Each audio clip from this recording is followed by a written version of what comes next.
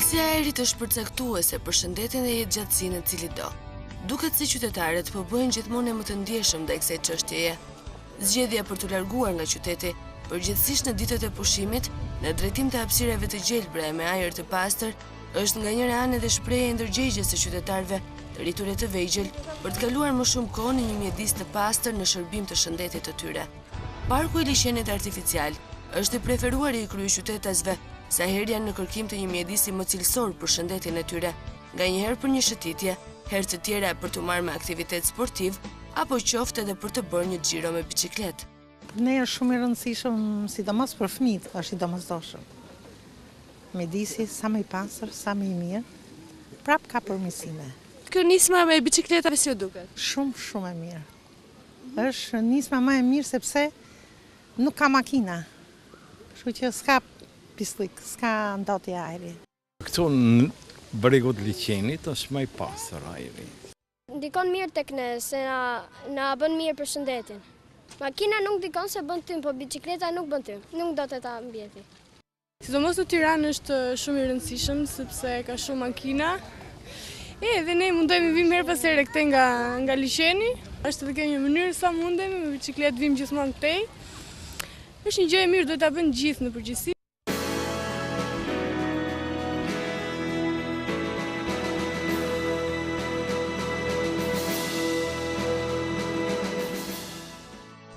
Ecovolis njihet tashmë gjërësisht projekti i ndërmarrë nga një grup të rinj për të ofruar biçikleta si një mënyrë transporti alternative, ekologjike dhe të shëndetshme.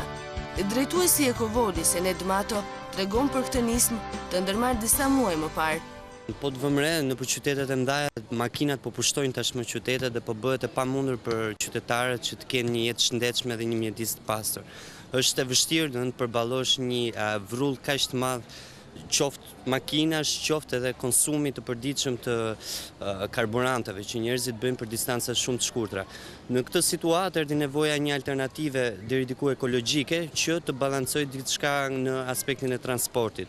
Është e madhe fjala balancoj pasi janë akoma në përpjesnim shumë të drejt biçikletat me makinat, por është një nisëm e cila do vi duke u zgjeruar në kuptimin e numrit përdorusve të biçikletave, do vi duke u zgjeruar në numrin e stacioneve dhe shërbimit biçikletave, me idenë që në një të ardhme të kemi si thua një ekuilibër midis transportit ekologjik dhe transportit jo ekologjik. Është e nevojshme që përveç këtij shërbimi që është në terren, krijohet një fushat apo një frymë më e gjerë në fryma dhe kultura e biçikletës, që do jetë e vazhdueshme. Ky është misioni i organizatës tonë dhe i Ecovolis në përgjithësi. Në më shumë se sa të ofrojë biçikleta me qira, është të krijojë këtë kulturën dhe frymën e përgjithshme. Por si e kanë pritur qytetarët këtë nismë? Cilat janë ato kategori që e kanë përqafuar më së shumti përdorimin e biçikletave?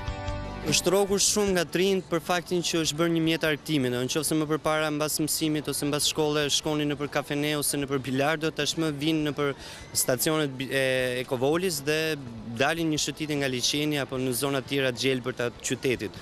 Është përqafuar shumë nga fëmijët, cilët e kanë si thua argëtimin kryesor dhe e kanë një lumturim vetë biçikletën dhe deri diku ka një si thua frymë qytetare për ta përkrahur si nisëm. Ka një pjesë jo pak tashmë që e përdorin për punë. Drejtuesi i Ecovolis thotë se projekti nuk përfundon me shtimin e stacioneve në kryeqytet, por ai synon të zgjerohet edhe në qytete të tjera. Tashmë Ecovolis është bërë një lëvizje për qytetet gjelbërta. Në momentin që Ecovolis fillon shërbimin e tij në një qytet, ai qytet si thua ka përkrahur një alternativë ekologjike transportit dhe tashmë si thua ka atë imazhin e një qyteti grind, jeshil. Ne kemi si thua shërbimin tonë në Durrës, jemi në prag të hapjes stacioneve Ecovolis në Korçë dhe në Pogradec. Dhe shpresojmë që shumë shpejt në Shqipëri të ketë një rrjet të këtyre qyteteve me transport ekologjik.